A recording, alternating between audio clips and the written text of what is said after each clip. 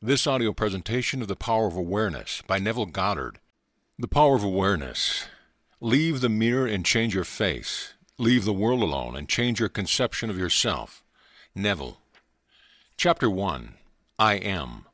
All things, when they are admitted, are made manifest by the light. For everything that is made manifest is light. Ephesians 5:13. The light is consciousness. Consciousness is one, manifesting in legions of forms or levels of consciousness. There is no one that is not all that is, for consciousness, though expressed in an infinite series of levels, is not divisional. There is no real separation or gap in consciousness. I am cannot be divided. I may conceive myself to be a rich man, a poor man, a beggar, or a thief, but the center of my being remains the same regardless of the concept I hold of myself. At the center of manifestation, there is only one I am manifesting in legions of forms or concepts of itself, and I am that I am. I am is a self-definition of the Absolute, the foundation of which everything rests. I am is the first cause substance. I am is a self-definition of God. I am hath sent me unto you. I am that I am. Be still and know that I am God. I am is a feeling of a permanent awareness. The very center of consciousness is the feeling of I am. I may forget who I am, where I am, what I am, but I cannot forget that I am. The awareness of being remains, regardless of the degree of forgetfulness of who, where, and what I am. I am is that which, amid unnumbered forms, is ever the same. This great discovery of cause reveals that, good or bad, man is actually the arbiter of his own fate, and that it is his concept of himself that determines the world in which he lives, and his concept of himself is his reaction to life. In other words, if you are experiencing ill health, knowing the truth about cause, you cannot attribute the illness to anything other than the particular arrangements of the basic cause substance, an arrangement which was produced by your actions to life and is defined by your concept, I am unwell. This is why you are told, let the weak man say, I am strong. For by his assumption, the cause substance, I am, is rearranged and must therefore manifest that which his rearrangement affirms. This principle governs every aspect of your life, be it social, financial, intellectual, or spiritual. I am is that reality to which, whatever happens, we must turn for an explanation of the phenomena of life. It is I am's concept of itself that determines the form and scenery of its existence. Everything depends upon its attitude toward itself. That which will not affirm as true of itself cannot awaken in its world. That is, your concept of yourself, such as I am strong, I am secure, I am loved, determines the world in which you live.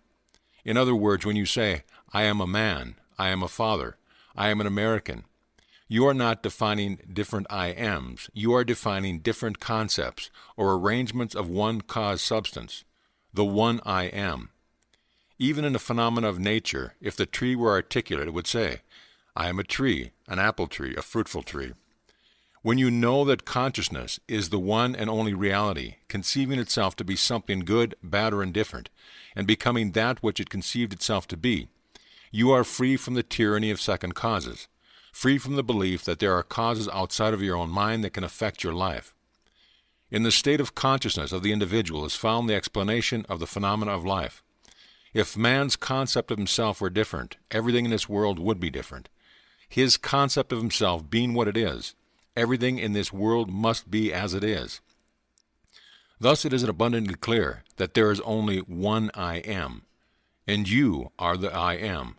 And while I am is infinite, you, by your concept of yourself, are displaying only a limited aspect of the infinite I am. Build thee more stately mansions, O my soul, as the swift seasons roll. Leave the low vaulted past, let each temple, nobler than the last, shut thee from heaven with a dome more vast, till thou at length art free, leaving thine outgrown shell by life's unresting sea. End of chapter. Chapter 2. Consciousness. It is only by a change of consciousness, by actually changing your concept of yourself, that you can build more stately mansions, the manifestation of higher and higher concepts. By manifesting is meant experiencing the results of those concepts in your world. It is of vital importance to understand clearly just what consciousness is.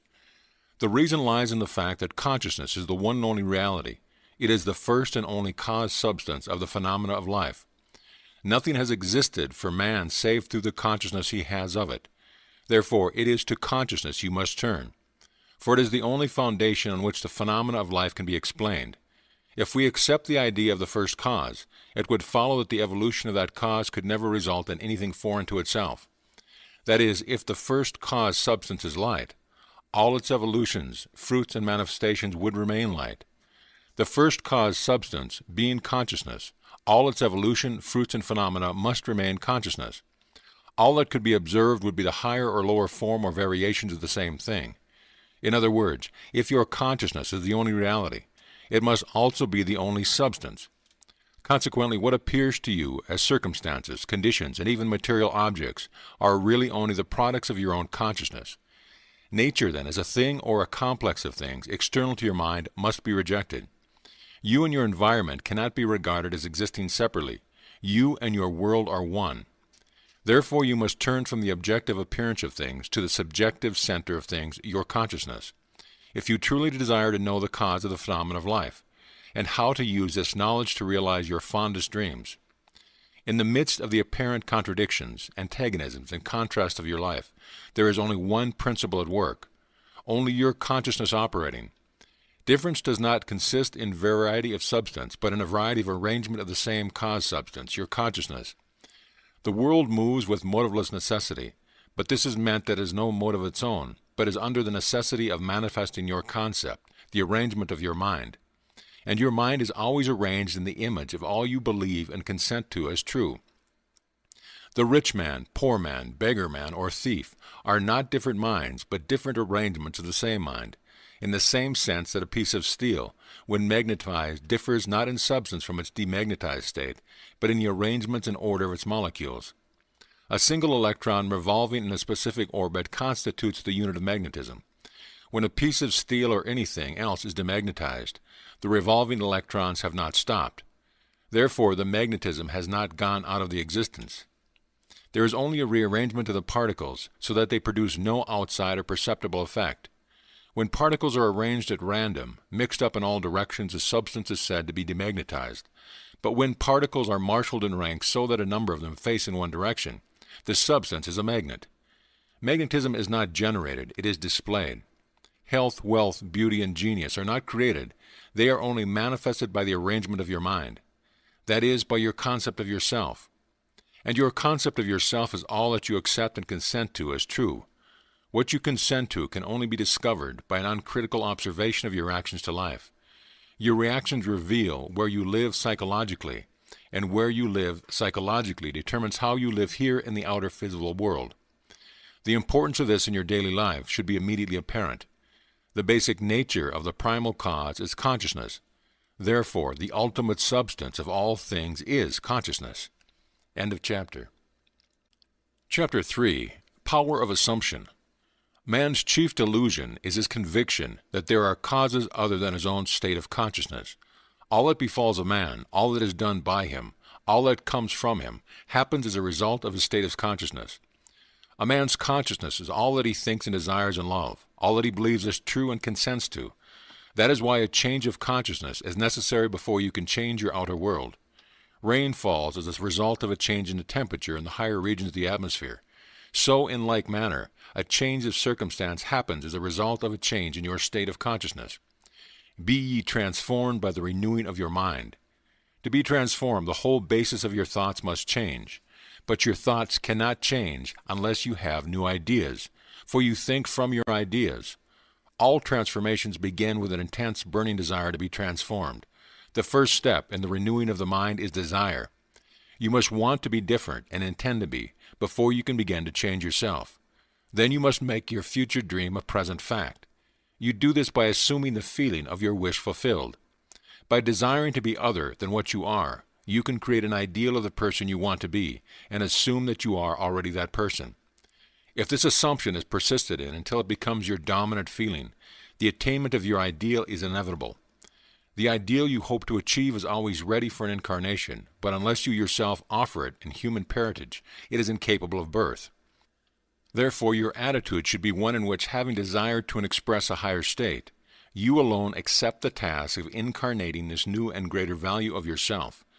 In giving birth to your new ideal, you must bear in mind that the methods of mental and spiritual knowledge are entirely different. This is a point that is truly understood by probably not more than one person in a million.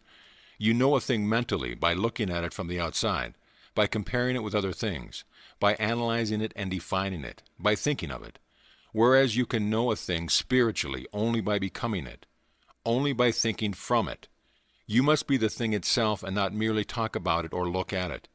You must be like the moth in search of his idol, a flame, who, spurred with true desire, plunging at once into the sacred fire, folded his wings within, till he became one color and one substance with the flame. He only knew the flame who in it burned, and only he could tell who never to tell returned. Just as the moth in his desire to know the flame was willing to destroy himself, so must you in becoming a new person be willing to die to your present self. You must be conscious of being healthy if you are to know what health is. You must be conscious of being secure if you are to know what security is. Therefore, to incarnate a new and greater value of yourself, you must assume that you already are what you want to be, and then live by faith in this assumption, which is not yet incarnate in the body of your life, in confidence that this new value or state of consciousness will become incarnated through your absolute fidelity to the assumption that you are that which you desire to be. This is what wholeness means, what integrity means. They mean submission of the whole self to the feeling of the wish fulfilled in certainty that the new state of consciousness is the renewing of mind which transforms. There is no order in nature corresponding to this willing submission of the self to the ideal behind the self. Therefore, it is the height of folly to expect the incarnation of a new and greater concept of self to come about by natural evolutionary process. That which requires a state of consciousness to produce its effect obviously cannot be effected without such a state of consciousness. And in your ability to assume the feeling of a greater life, to assume a new concept of yourself, you possess what the rest of nature does not possess, imagination, the instrument by which you create your world. Your imagination is the instrument, the means whereby your redemption from slavery, sickness, and poverty is effected.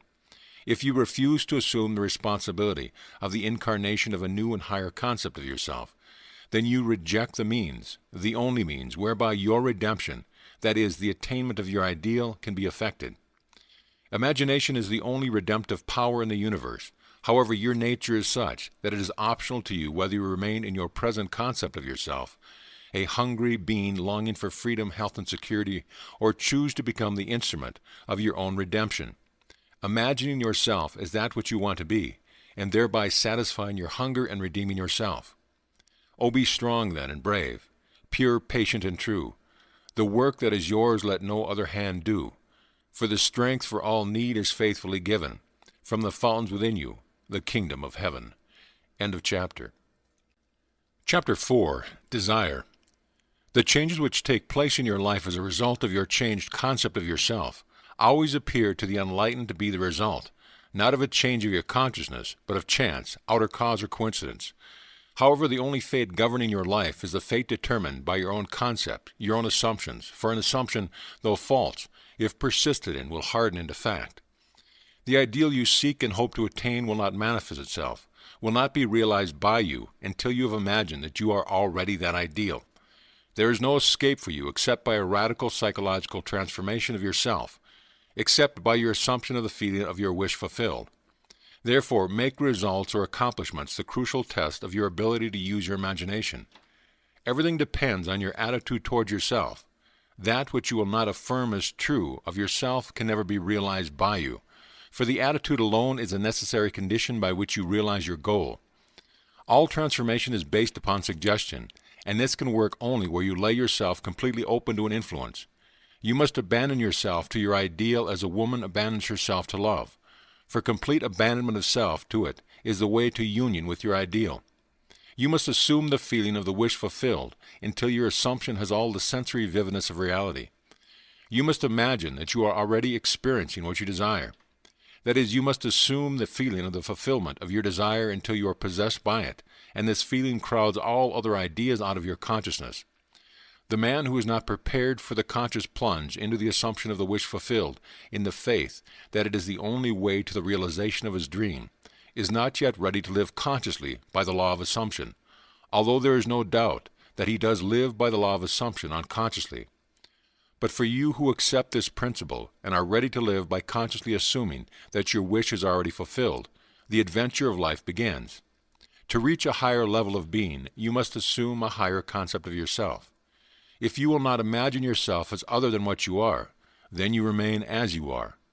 For if ye believe not that I am he, ye shall die in your sins. If you do not believe that you are he, the person you want to be, then you remain as you are. Through the faithful, systematic cultivation of the feeling of the wish fulfilled, desire becomes the promise of its own fulfillment. The assumption of the feeling of that wish fulfilled makes the future dream a present dream. End of chapter. Chapter 5. The Truth That Sets You Free. The drama of life is a psychological one in which all the conditions, circumstances, and events of your life are brought to pass by your assumptions. Since your life is determined by your assumptions, you are forced to recognize the fact that you are either a slave to your assumptions or their master. To become the master of your assumptions is the key to undreamed-of freedom and happiness. You can attain this mastery by deliberate conscious control of your imagination. You determine your assumption in this way. Form a mental image, a picture of that state desired, of the person you want to be. Concentrate your attention upon the feeling that you are already that person. First, visualize the picture in your consciousness. Then feel yourself to be in the state as though it actually formed your surrounding world. By your imagination, that which was a mere mental image is changed into a seemingly solid reality. The great secret is a controlled imagination and a well-sustained attention, firmly and repeatedly focused on the object to be accomplished. It cannot be emphasized too much that, by creating an ideal within your mental sphere, by assuming that you already are that ideal, you identify yourself with it and thereby transform yourself into its image, thinking from the ideal instead of thinking of the ideal. Every state is already there as mere possibilities, as long as we think of them, but as overpowering real when we think from them. This was called by the ancient teachers subjection to the will of God, or resting in the Lord.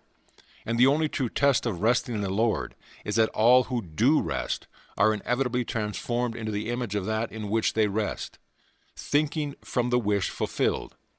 You become according to your resigned will, and your resigned will is your concept of yourself, and all that you consent to and accept as true. You, assuming the feeling of your wish fulfilled and continued therein, take upon yourself the results of that state. Not assuming the feeling of your wish fulfilled, you are ever free of the results. When you understand the redemptive function of imagination, you hold in your hands the key to the solution of all of your problems. Every phase of your life is made by the exercise of your imagination. Determined imagination alone is the means of your progress, of the fulfilling of your dreams. It is the beginning and end of all creating. The great secret is a controlled imagination and a well-sustained attention firmly and repeatedly focused on the feeling of the wish fulfilled until it fills the mind and crowds all other ideas out of consciousness. What greater gifts could be given to you than to be told the truth that will set you free?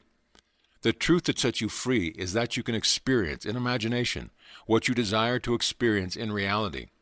And by maintaining this experience in imagination, your desire will become an actuality. You are limited only by your uncontrolled imagination and lack of attention to the feeling of your wish fulfilled.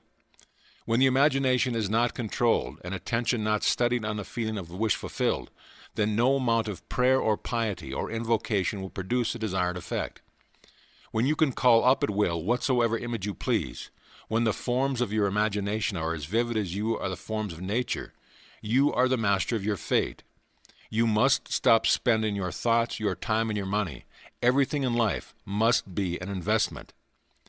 Visions of beauty and splendor, forms of a long-lost race, sounds and faces and voices from the fourth dimension of space, and on through the universe boundless, our thoughts go lightning-shod. Some call it imagination, others call it God. Chapter 6. Attention. A double-minded man is unstable in all his ways. James 1:8. Attention is forceful in proportion to the narrowness of its focus. That is, when it is obsessed with a single idea or sensation. It is steadied and powerfully focused only by such an adjustment of the mind as permits you to see one thing only. For you steady the attention and increase its power by confining it. The desire which realizes itself is always a desire upon which attention is exclusively concentrated, for an idea is endowed with power only in proportion to the degree of attention fixed on it. Concentrated observation is the attentive attitude directed from some specific end. The attentive attitude involves selection, for when you pay attention, it signifies that you have decided to focus your attention on one object or state, rather than on another. Therefore, when you know what you want, you must deliberately focus your attention on the feeling of your wish fulfilled, until that feeling fills the mind and crawls all other ideas out of your consciousness. The power of attention is the measure of your inner force. Concentrated observation of one thing shuts out other things and causes them to disappear. The great secret of success is to focus the attention on the feeling of the wish fulfilled, without permitting any distractions. All progress depends on an increase of attention. The ideas which impel you to action are those which dominate the consciousness, those which possess the attention. The idea which excludes all others from the field of attention discharges an action. This one thing I do, forgetting those things that are behind, I press towards the mark. This means you. This one thing you can do, forgetting these things that are behind. You can press toward the mark of filling your mind with the feeling of the wish fulfilled. To the unenlightened man, this will seem to be all fantasy. Yet all progress comes from those who do not take the accepted view nor accept the world as it is. As we stated heretofore, if you can imagine what you please, and if the forms of your thoughts are as vivid as the forms of nature, you are by virtue of the power of your imagination master of your fate. Your imagination is you yourself, and the world as your imagination sees it is the real world. When you set out to master the movements of your attention, which must be done if you would successfully alter the course of observed events, it is then you realize how little control you exercise over your imagination and how much it is dominated by sensory impression and by a drifting on the ideas of the idle moods. To aid in the mastering the control of your attention, practice this exercise. Night after night, just before you drift off to sleep, strive to hold your attention on the activities of the day in reverse order. Focus your attention on the last thing you did, that is, getting into bed, and then move it backward in time over the events until you reach the first event of the day, getting out of bed. This is no easy exercise, but just as specific exercises greatly help in developing specific muscles, this will greatly help in developing the muscle of your attention. Your attention must be developed, controlled, and concentrated in order to change your concept of yourself successfully, and thereby change your future. Imagination is able to do anything, but only according to the internal direction of your attention. If you persist night after night, sooner or later you will awaken in yourself a center of power and become conscious of your greater self, the real you. Attention is developed by repeated exercise or habit. Through habit, an action becomes easier, and so in course of time gives rise to a faculty or facility, which can then be put to a higher use. When you attain control of the internal direction of your attention, you will no longer stand in shallow water, but will launch out into the deep of life. You will walk in an assumption of the wish fulfilled as a foundation more solid even than earth. End of chapter. Chapter 7, Attitude. Experiments recently conducted by Merle Lawrence in Princeton and Adelbert Ames in Dartmouth, in the latter's psychology laboratory at Hanover, New Hampshire, prove that what you see when you look at something depends not so much on what is there as on the assumption you make when you look. Since what we believe to be the real physical world is actually only an assumptive world, it is not surprising that these experiments prove that what appears to be solid reality is actually the result of expectations or assumptions. Your assumptions determine not only what you see, but also what you do, for they govern all your conscious and subconscious movements towards the fulfillment of themselves.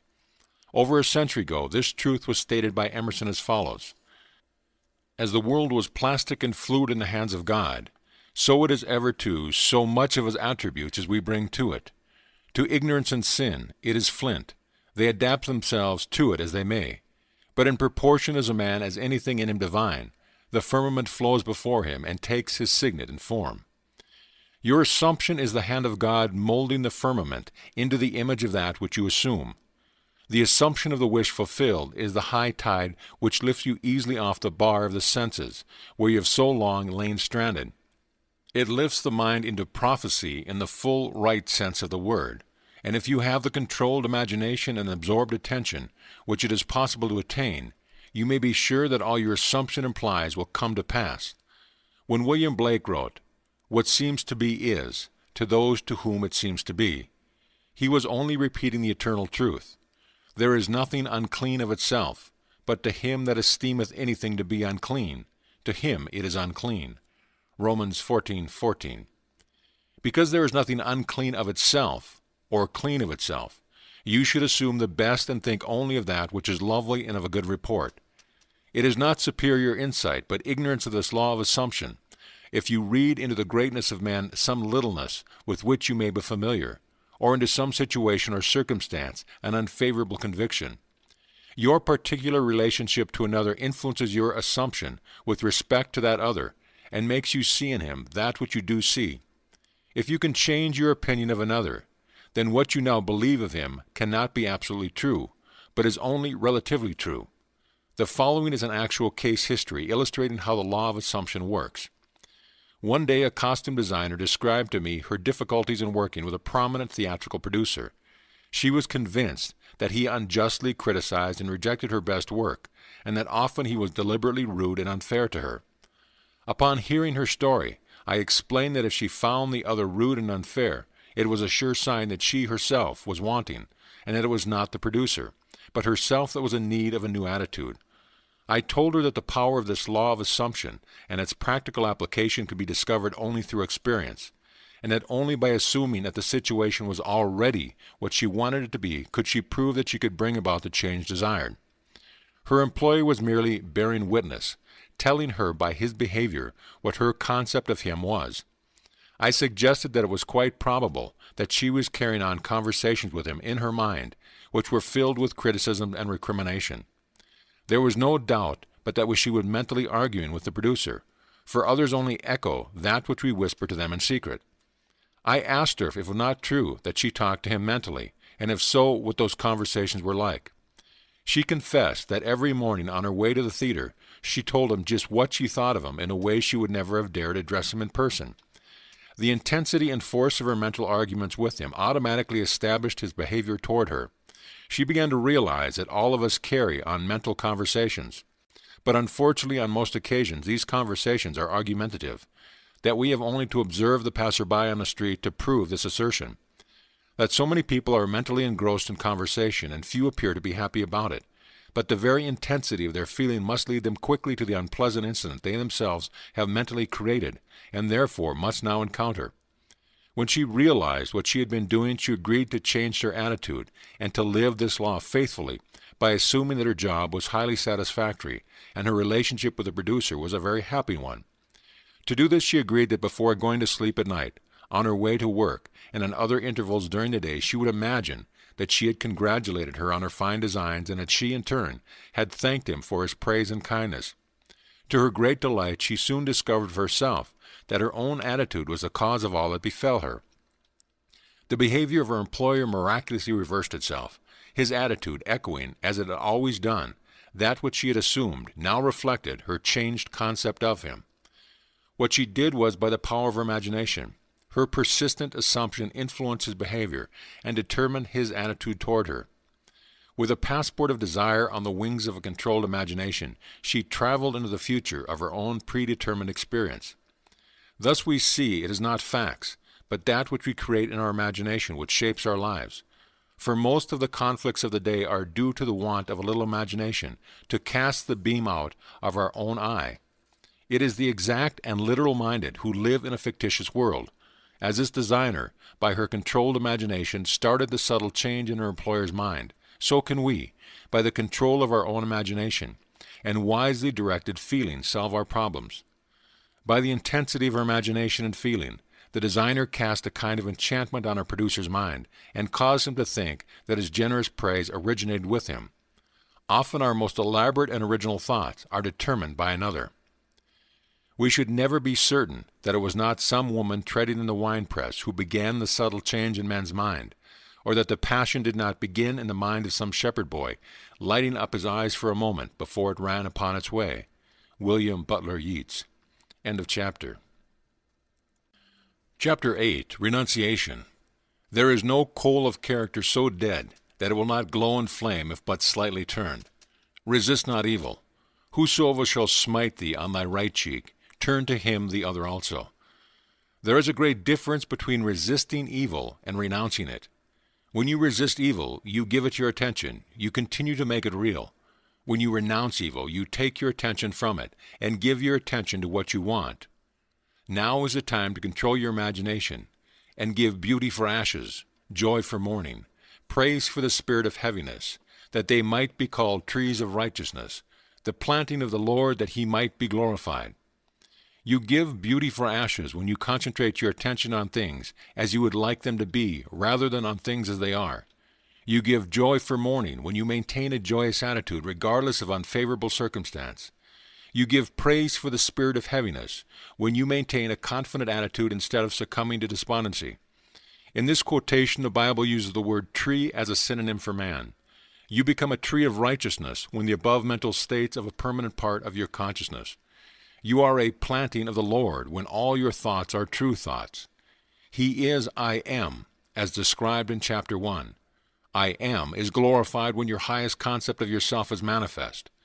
When you have discovered your own controlled imagination to be your Savior, your attitude will be completely altered without any diminution of religious feeling, and you will say of your controlled imagination, "Behold this vine, I found it a wild tree, whose wanton strength had swollen into irregular twigs.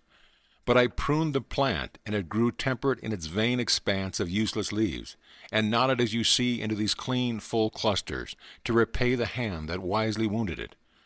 By vine is meant your imagination, which in its uncontrolled state expands its energy in useless or destructive thoughts and feelings. But you, just as the vine is pruned by cutting away its useless branches and roots, prune your imagination by withdrawing your attention from all unlovingly and destructive ideas and concentrating on the ideal you wish to attain. The happier, more noble life you will experience will be the result of wisely pruning your own imaginations. Yes, be pruned of all unloving thoughts and feelings that you may. Think truly, and thy thoughts shall the world's famine feed. Speak truly, and each word of thine shall be a fruitful seed. Live truly, and thy life shall be a great and noble creed. End of chapter. Chapter 9, Preparing Your Place. And all mine are thine, and thine are mine. John 17:10. Thrust in thy sickle and reap, for the time is come for thee to reap, for the harvest of the earth is ripe. Revelations 14:15. All is yours. Do not go seeking for that which you are. Appropriate it, claim it, assume it. Everything depends upon your concept of yourself. That which you do not claim as true of yourself cannot be realized by you. The promise is, "Whosoever hath, to him it shall be given, and he shall have more abundance. But whosoever hath not, from him shall be taken away even that which he seemeth to have." Hold fast in your imagination to all that is lovely and of good report, for the lovely and the good are essential in your life, if it is to be worth while. Assume it. You do this by imagining that you already are what you want to be, and already have what you want to have. As a man thinketh in his heart, so is he. Be still and know that you are that which you desire to be, and you will never have to search for it. In spite of your appearance of freedom of action, you obey, as everything else does, the law of assumption. Whatever you may think of the question of free will, the truth is your experiences throughout your life are determined by your assumptions, whether conscious or unconscious. An assumption builds a bridge of incidences that lead inevitably to the fulfillment of itself. Man believes the future to be a natural development of the past, but the law of assumption clearly shows that this is not the case. Your assumption places you psychologically where you are not physically. Then your senses pull you back from where you were psychologically to where you are physically. It is these psychological forward motions that produce your physical forward motions in time. Precognition permeates all the scriptures of the world. In my Father's house are many mansions. If it were not so, I would have told you. I go to prepare a place for you. And if I go and prepare a place for you, I will come again and receive you unto myself, that where I am, there ye may also be. And now I have told you before it came to pass, that when it came to pass ye might believe. John 14:2, 3, and 29. The I in this quotation is your imagination, which goes into the future, into the one of many mansions. Mansions is the state desired. Telling of an event before it occurs physically is simply feeling yourself into the state desired until it has the tone of reality. You go and prepare a place for yourself by imagining yourself into the feeling of your wish fulfilled. Then you speed from the state of the wish fulfilled, where you have not been physically, back to where you were physically a moment ago. Then, with an irresistible forward movement, you move forward across a series of events to the physical realization of your wish, that where you have been in imagination, there you will be in the flesh also. Unto the place from whence the river comes, thither they return again. End of chapter. Chapter 10, Creation. I am God, declaring the end from the beginning, and from ancient times things that are not yet done. Isaiah 46, 9 and 10. Creation is finished. Creativeness is only a deeper receptiveness for the entire contents of all time and all space, while experience and a time sequence actually coexist in an infinite and eternal now. In other words, all that you ever have been or ever will be, in fact, all mankind ever was or ever will be, exists now. This is what is meant by creation, and the statement that creation is finished means nothing is ever to be created. It is only to be manifested. What is called creativeness is only becoming aware of what already is. You simply become aware of increasing portions of that which already exists. The fact that you can never be anything, that you are not already, or experience anything not already existing, explains the experience of having an acute feeling of having heard before what is being said, or having met before the person being met for the first time, or having seen before a place or thing being seen for the first time. The whole of creation exists in you, and it is your destiny to become increasingly aware of its infinite wonders and to experience ever greater and grander portions of it. If creation is finished, and all events are taking place now, the question that springs naturally to the mind is, what determines your time track? That is, what determines the events which you encounter? And the answer is your concept of yourself. Concepts determine the route that attention follows. Here is a good test to prove this fact. Assume the feeling of your wish fulfilled and observe the route that your attention follows. You will observe that as long as you remain faithful to your assumptions, so long will your attention be confronted with images clearly related to that assumption.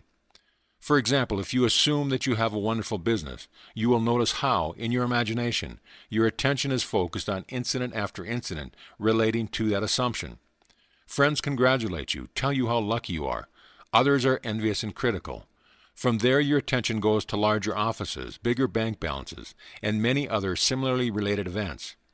Persistence in this assumption will result in actually experiencing in fact that which you assumed.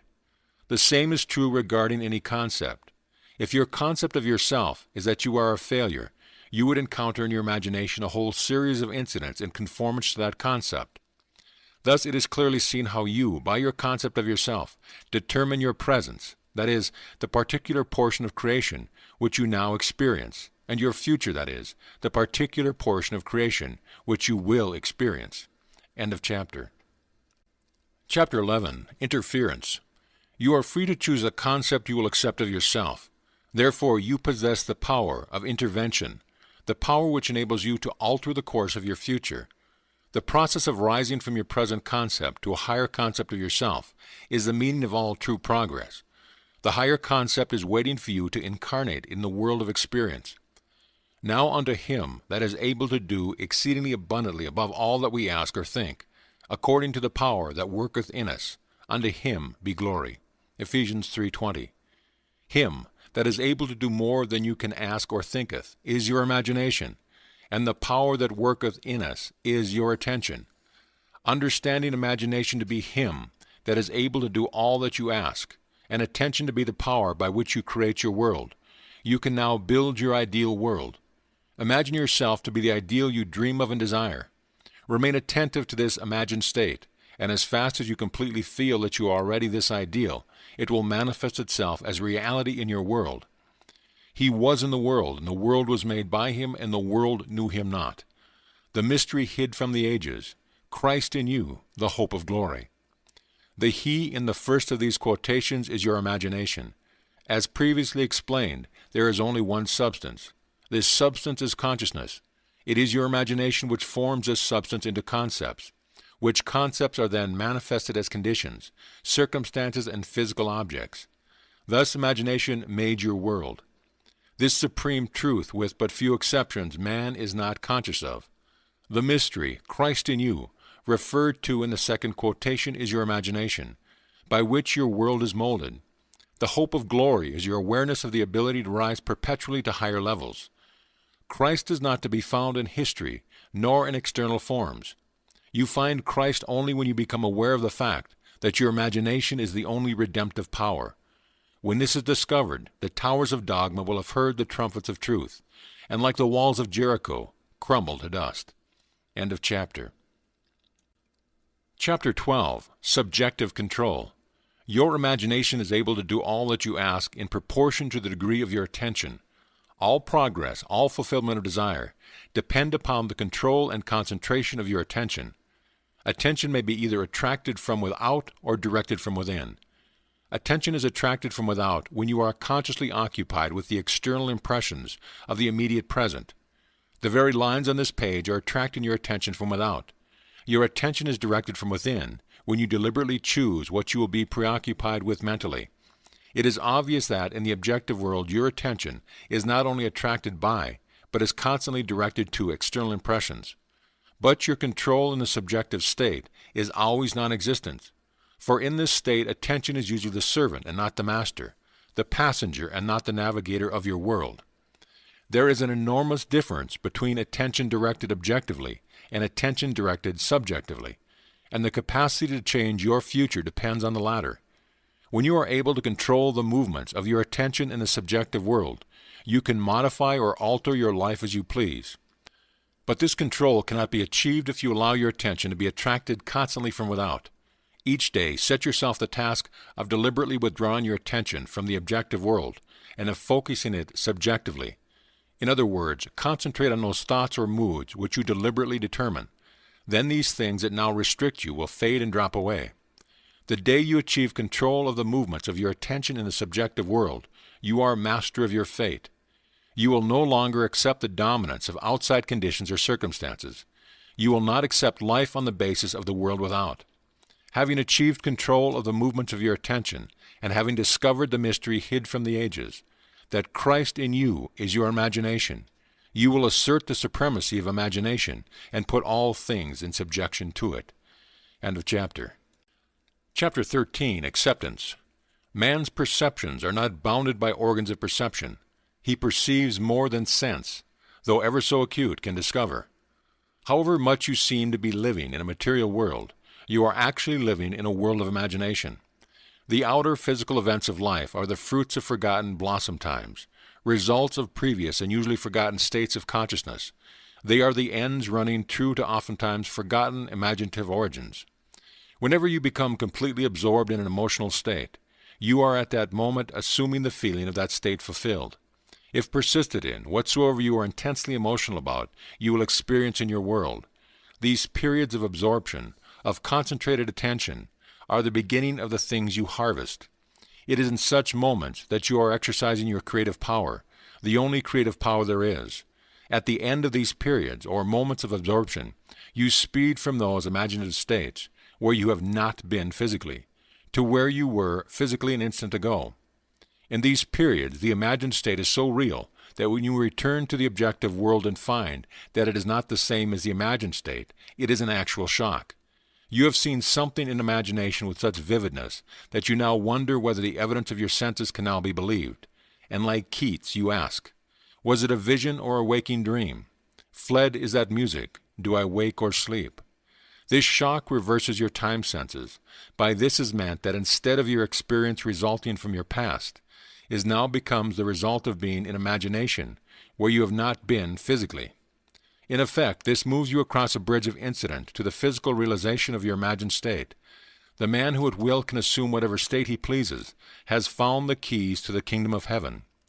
The keys are desire, imagination, and a steady, focused attention on the feeling of the wish fulfilled. To such a man, any undesirable objective fact is no longer a reality, and the ardent wish no longer a dream. Prove me now herewith, saith the Lord of hosts, if I will not open you the windows of heaven, and pour you out a blessing, that there shall not be room enough to receive it. Malachi 3:10. The windows of heaven may not be opened and the treasures seized by a strong will, but they open of themselves and present their treasures, the free gift. A gift that comes when absorption reaches such a degree that it results in a feeling of complete acceptance. The passage from your present state to the feeling of your wish fulfilled is not across a gap. There is continuity between the so-called real and unreal. To cross from one state to the other, you simply extend your feelers, trust your touch, and enter fully into the spirit of what you are doing. Not by might nor by power, but by my Spirit, saith the Lord of hosts. Assume the Spirit, the feeling of wish fulfilled, and you will have opened the windows to receive the blessing. To assume a state is to get into the spirit of it. Your triumphs will be surprised only to those who do not know your hidden passage from the state of longing to the assumption of the wish fulfilled. The Lord of hosts will not respond to your wish until you have assumed the feeling of an already being what you want to be. For acceptance is the channel of his action. Acceptance is the Lord of hosts in action. End of chapter. Chapter 14. The Effortless Way. The principle of least action governs everything in physics from the path of a planet to the path of a pulse of light. Least action is the minimum of energy multiplied by the minimum of time. Therefore, in moving from your present state to the state desired, you must use the minimum of energy and take the shortest possible time. Your journey from one state of consciousness to another is a psychological one. So to make the journey, you must employ the psychological equivalent of least action, and the psychological equivalent is mere assumption. The day you finally realize the power of assumption, you discover that it works in complete conformity with this principle. It works by means of attention minus effort. Thus, with least action, through an assumption, you hurry without haste and reach your goal without effort. Because creation is finished, what you desire already exists. It is excluded from view because you can see only the contents of your own consciousness. It is the function of an assumption to call back the excluded view and restore full vision. It is not the world, but your assumption that changes. An assumption brings the invisible into sight. It is nothing more nor less than seen with the eye of God, i.e., imagination. For the Lord seeth not as man seeth, for man looketh at the outward appearance, but the Lord looketh on the heart. The heart is the primary organ of sense, hence the first cause of experience. When you look on the heart, you are looking at your assumptions. Assumptions determine your experience. Watch your assumptions with all diligence, for out of it are the issues of life. Assumptions have the power of objective realization. Every event in the visible world is a result of an assumption or idea in the unseen world. The present moment is all important, for it is only in the present moment that our assumption can be controlled. The future must become the present in your mind if you would wisely operate the law of assumption. The future becomes the present when you imagine that you already are what you will be when your assumption is fulfilled. Be still, least action, and know that you are that which you desire to be. The end of longing should be being. Translate your dream into being. Perpetual construction of future states without the consciousness of already being there. That is, picturing your desire without actually assuming the feeling of the wish fulfilled, is the fallacy and mirage of mankind. It is simply futile daydreaming. End of chapter. Chapter 15. The Crown of the Mysteries. The assumption of the wish fulfilled is the ship that carries you over the unknown seas to the fulfillment of your dreams. The assumption is everything. Realization is subconscious and effortless. Assume a virtue if you have it not. Act on the assumption that you already possess that which you sought. Blessed is she that believed, for there shall be a performance of those things which were told her from the Lord. As the Immaculate Conception is the foundation of the Christian mysteries, so the Assumption is their crown. Psychologically, the Immaculate Conception means the birth of an idea in your own consciousness, unaided by another. For instance, when you have specific wish or hunger or longing, it is an Immaculate Conception in a sense that no physical person or thing plants it in your mind. It is self-conceived. Every man is the Mary of the Immaculate Conception, and birth to his idea must give. The Assumption is the crown of the mysteries because it is the highest use of consciousness. When in imagination you assume the feeling of the wish fulfilled, you are mentally lifted up to a higher level. When, through your persistence, this assumption becomes actual fact, you automatically find yourself on a higher level. That is, you have achieved your desire in the objective world. Your assumption guides all your conscious and subconscious movements towards its suggested end, so inevitably that it actually dictates the events. The drama of life is a psychological one, and the whole of it is written and produced by your assumptions. Learn the art of assumption, for only in this way can you create your own happiness. End of chapter. Chapter 16. Personal Impotence. Self-surrender is essential, and by that is meant the confession of personal impotence. I can of mine own self do nothing. Since creation is finished, it is impossible to force anything into being. The example of magnetism previously given is a good illustration. You cannot make magnetism, it can only be displayed. You cannot make the law of magnetism. If you want to build a magnet, you can only do so by conforming to the law of magnetism. In other words, you surrender yourself or yield to the law. In like manner, when you use the faculty of assumption, you are conforming to a law just as real as a law governing magnetism. You can neither create nor change the law of assumption. It is in this respect that you are impotent. You can only yield or conform, and since all your experiences are the result of your assumptions, consciously or unconsciously, the value of consciously using the power of assumption surely must be obvious. Willingly identify yourself with that which you most desire, knowing that it will find expression through you. Yield to the feeling of the wish fulfilled and be consumed as its victim, then rise as the prophet of the law of assumption. End of chapter. Chapter 17. All Things Are Possible. It is of great significance that the truth of principles outlined in this book have been proven time and time again by the personal experience of the author. Throughout the past 25 years, he has applied these principles and proved them successfully in innumerable instances. He attributes to an unwavering assumption of his wish already being fulfilled every success that he has achieved. He was confident that by these fixed assumptions, his desires were predestined to be fulfilled. Time and again he assumed the feeling of his wish fulfilled and continued in his assumption until that which he desired was completely realized.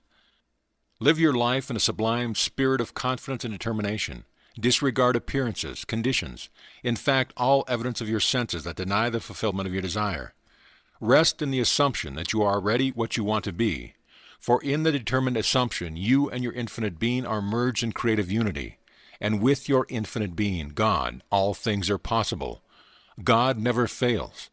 For who can say his hand or say unto him, What doest thou? Through the mastery of your assumptions, you are in very truth enabled to master life. It is thus that the ladder of life is ascended. Thus the ideal is realized. The clue to the real purpose of life is to surrender yourself to your ideal with such awareness of its reality that you begin to live the life of the ideal and no longer your own life as it was prior to this surrender. He calleth things that are not seen as though they were, and the unseen becomes seen. Each assumption has its corresponding world. If you are truly observant, you will notice the power of your assumptions to change circumstances which appear wholly immutable. You, by your conscious assumptions, determine the nature of the world in which you live. Ignore the present state and assume the wish fulfilled. Claim it, it will respond. The law of assumption is the means by which the fulfillment of your desires may be realized. Every moment of your life, consciously or unconsciously, you are assuming a feeling. You can no more avoid assuming a feeling than you can avoid eating and drinking. All you can do is control the nature of your assumptions. Thus it is clearly seen that the control of your assumption is the key you now hold to an ever-expanding, happier, and a more noble life. End of chapter. Chapter 18. Be ye doers. Be ye doers of the word and not hearers only, deceiving your own selves. For if only be a hearer of the word and not a doer, he is like unto a man beholding his natural face in a glass, and goeth his way, and straightway forgetteth what manner of man he was. But whoso looketh into the perfect law of liberty, and continue therein, he being not a forgetful hearer, but a doer of the work, this man shall be blessed in his deed. James 1:22-25. The word in this quotation means idea, concept, or desire. You deceive yourself by hearing only, when you expect your desire to be fulfilled through mere wishful thinking. Your desire is what you want to be, and looking at yourself in a glass is seeing yourself in imagination as that person. Forgetting what manner of man you are is failing to persist in your assumption. The perfect law of liberty is a law which makes possible liberation from limitation, that is, the law of assumption. To continue in the perfect law of liberty is to persist in the assumption that your desire is already fulfilled. You are not a forgetful hearer when you keep the feeling of your wish fulfilled constantly alive in your consciousness. This makes you a doer of your work, and you are blessed in your deed by the inevitable realization of your desire. You must be doers of the law of assumption, for without application the most profound understanding will not produce any desired result. Frequent reiteration and repetition of important basic truth runs through these pages. Where the law of assumption is concerned, the law that sets man free, this is a good thing. It should be made clear again and again, even at the risk of repetition. The real truth seeker will welcome this aid and concentrate in his effort upon the law which sets him free. The parable of the master's condemnation of the servant who neglected to use a talent given him is clear and unmistakable. Having discovered within yourself the key to the treasure house, you should be like the good servant, who by wise use multiplied by many times the talents entrusted to him. The talent entrusted to you is the power to consciously determine your assumption. The talent not used, like the limb not exercised, withers and finally atrophies. What you must strive after is being. In order to do, it is necessary to be. The end of yearning is to be.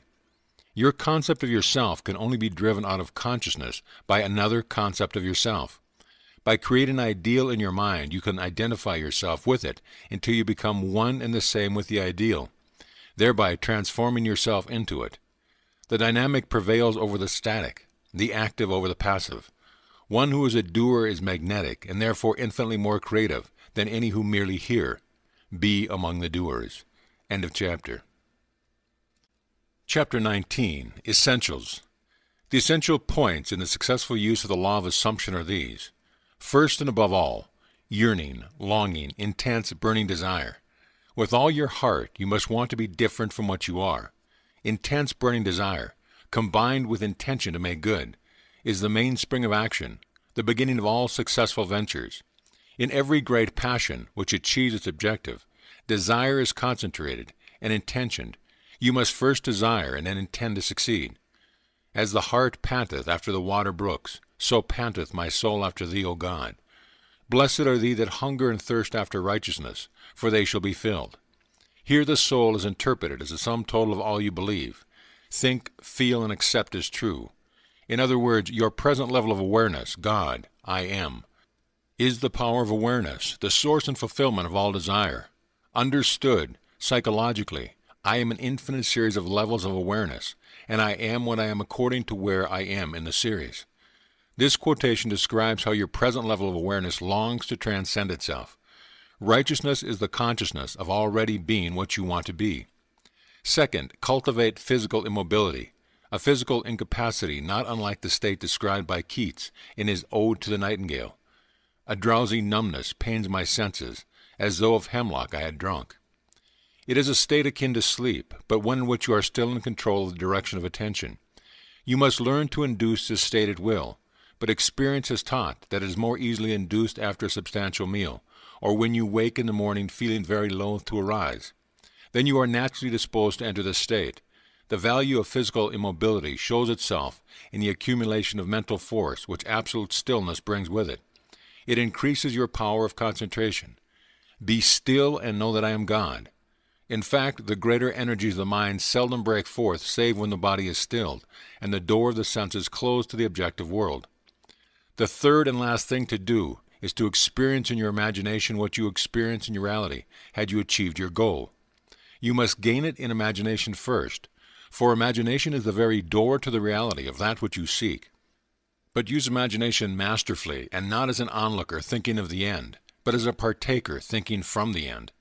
Imagine that you possess a quality or something you desire which hitherto has not been yours. Surrender yourself completely to this feeling until your whole being is possessed by it. This state differs from reverie in this respect. It is the result of a controlled imagination and a steadied, concentrated attention, whereas reverie is the result of an uncontrolled imagination, usually just a daydream. In the controlled state, a minimum of effort suffices to keep your consciousness filled with the feeling of the wish fulfilled.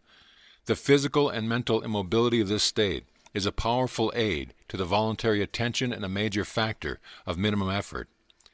The application of these 3 points, desire, physical immobility, and the assumption of the wish already fulfilled, is the way to atonement or union with your objective. The first point is thinking of the end with intention to realize it. The third point is thinking from the end with the feeling of accomplishment. The secret of thinking from the end is to enjoy being it. The minute you make it pleasurable and imagine that you are it, you start thinking from the end. One of the most prevalent misunderstandings is that this law works only for those having a devout or a religious objective. This is a fallacy. It works just as impersonally as a law of electricity works. It can be used for greedy, selfish purposes as well as noble ones. But it should always be borne in mind that ignoble thoughts and actions inevitably result in unhappy consequences. End of chapter. Chapter 20. Righteousness. In the preceding chapter, righteousness was defined as the consciousness of already being what you want to be. This is the true psychological meaning and obviously does not refer to adherence to moral codes, civil law, or religious precepts. You cannot attach too much importance to being righteous. In fact, the entire Bible is permeated with admonition and exhortations on the subject. Break off thy sins by righteousness, Daniel 4:27. My righteousness I hold fast, and will not let it go. My heart shall not reproach me so long as I live, Job 27:6. My righteousness shall answer for me in time to come, Genesis 30:33. Very often the words sin and righteousness are used in the same quotation. This is a logical contrast of opposites and becomes enormously significant in the light of the psychological meaning of righteousness and the psychological meaning of sin. Sin means to miss the mark, not to attain your desire, not to be the person you want to be is sinning. Righteousness is the consciousness of already being what you want to be. It is a changeless educative law that effects must follow cause. Only by righteousness can you be saved from sinning. There is a widespread misunderstanding as to what it means to be saved from sin. The following example will suffice to demonstrate this misunderstanding and to establish a truth. A person living in abject poverty may believe that by means of some religious or philosophical activity he can be saved by sin, and his life improved as a result. If, however, he continues to live in the same state of poverty, it is obvious that what he believed was not truth, and in fact he was not saved. On the other hand, he can be saved by righteousness. The successful use of the law of assumption would have the inevitable result of an actual change in his life. He would no longer live in poverty. He would no longer miss the mark. He would be saved from sin. Except your righteousness shall exceed the righteousness of the scribes and Pharisees, ye shall in no wise enter into the kingdom of heaven. Matthew 5:20. Scribes and Pharisees means those who are influenced and governed by the outer appearances, the rules and customs of society in which they live, the vain desire to be thought well of by other men. Unless this state of mind is exceeded, your life will be one of limitation, of failure to attain your desire, of missing the mark of sin. This righteousness is exceeded by true righteousness, which is always the consciousness of already being that which you want to be. One of the greatest pitfalls in attempting to use the law of assumption is focusing your attention on the things, on a new home, a better job, a bigger bank account. This is not the righteousness without which you die in your sins. Righteousness is not the thing itself. It is the consciousness, the feeling of already being the person you want to be, of already having the thing you desire. Seek ye first the kingdom of God and his righteousness, and all these things shall be added unto you. Matthew 6:33. The kingdom, the entire creation of God, your I am, is within you. Righteousness is the awareness that you already possess it all. End of chapter. Chapter 21. Free Will. The question is often asked, what should be done between the assumption of the wish fulfilled and its realization? Nothing. It is a delusion that, other than assuming the feeling of the wish fulfilled, you can do anything to aid the realization of your desire. You think that you can do something, you want to do something, but actually you can do nothing. The illusion of the free will to do is but ignorance of the law of assumption, upon which all action is based. Everything happens automatically. All that befalls you, all that is done by you happens. Your assumptions, conscious or unconscious, direct all thought and actions to their fulfillment. To understand the law of assumption, to be convinced of its truth, means getting rid of all the illusions about free will to act.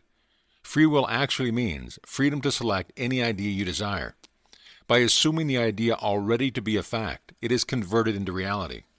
Beyond that, free will ends and everything happens in harmony with the concept assumed. I can of mine own self do nothing, because I seek not mine own will, but the will of the Father which hath sent me. In this quotation, the Father obviously refers to God. In an earlier chapter, God is defined as I am. Since creation is finished, the Father is never in a position of saying, I will be. In other words, everything exists, and the infinite I am consciousness can speak only in the present tense. Not my will, but thine be done. I will be is a confession that I am not. The Father will is always I am. Until you realize that you are the Father, there is only one I am, and your infinite self is that I am. Your will is always I will be. In the law of assumption, your consciousness of being is the Father's will. The mere wish without this consciousness is the my will. This great quotation, so little understood, is a perfect statement of the law of assumption. It is impossible to do anything. You must be in order to do. If you had a different concept of yourself, everything would be different. You are what you are, so everything is as it is. The events which you observe are determined by the concept you have of yourself. If you change your concept of yourself, the events ahead of you in time are altered. But thus altered, they form again a deterministic sequence, starting from the moment of this changed concept. You are a being with powers of intervention which enable you, by a change of consciousness, to alter the course of observed events, in fact, to change your future. Deny the evidence of the senses and assume the feeling of the wish fulfilled. Inasmuch as your assumption is creative and forms an atmosphere, your assumption, if it be a noble one, increases your assurance and helps you to reach a higher level of being. If, on the other hand, your assumption be an unloving one, it hinders you and makes you a downward way swifter. Just as a lovely assumption creates a harmonious atmosphere, so the hard and bitter feeling creates a harder and bitter atmosphere. Whatsoever things are pure, just, lovely, and good report, think on these things. This means to make your assumption the highest, noblest, and happiest concepts. There is no better time to start than now. The present moment is always the most opportune in which to eliminate all unlovely assumptions and to concentrate only on the good. As well as yourself, claim for others their divine inheritance. See only their good and the good in them. Stir the highest in others to confidence and self-assertion by your sincere assumption of the good, and you will be their prophet and their healer, for an inevitable fulfillment awaits all sustained assumptions. You win by assumptions what you can never win by force. An assumption is a certain motion of consciousness. This motion, like all motion, exercises an influence on the surrounding substance, causing it to take the shape of, echo, and reflect the assumption. A change of fortune is a new direction and outlook, merely a change in arrangement of the same mind substance, consciousness. If you would change your life, you must begin at the very source, with your own basic concept of self. Outer change, becoming part of organizations, political bodies, religious bodies, is not enough. The cause goes deeper. The essential change must take place in yourself, in your own concept of self. You must assume that you are what you want to be and continue therein. For the reality of your assumption has its being in complete independence of objective fact, and will clothe itself in flesh if you persist in the feeling of the wish fulfilled. When you know that assumptions, if persisted in, harden into facts, then events which seem to be uninitiated mere accidents will be understood by you to be the logical and inevitable effects of your assumption. The important thing to bear in mind is that you have infinite free will in choosing your assumptions, but no power to determine conditions and events. You can create nothing, but your assumptions determine what portion of creation you will experience. End of chapter. Chapter 22. Persistence. And he said unto them, Which of you shall have a friend, and shall go unto him at midnight, and say unto him, Friend, lend me 3 loaves, for a friend of mine in his journey is come to me, and I have nothing to set before him. And he from within shall answer and say, Trouble me not, the door is now shut, and my children are with me in bed. I cannot rise and give thee. I say unto you, though he will not rise and give him, because he is his friend, yet because of his importunity he will rise and give him as many as he needeth. And I say unto you, Ask, and it shall be given. Seek, and ye shall find. Knock, and it shall be opened unto you. Luke 11:5-9. There are 3 principal characters in this quotation, you and the 2 friends mentioned. The first friend is a desired state of consciousness. The second friend is a desire seeking fulfillment.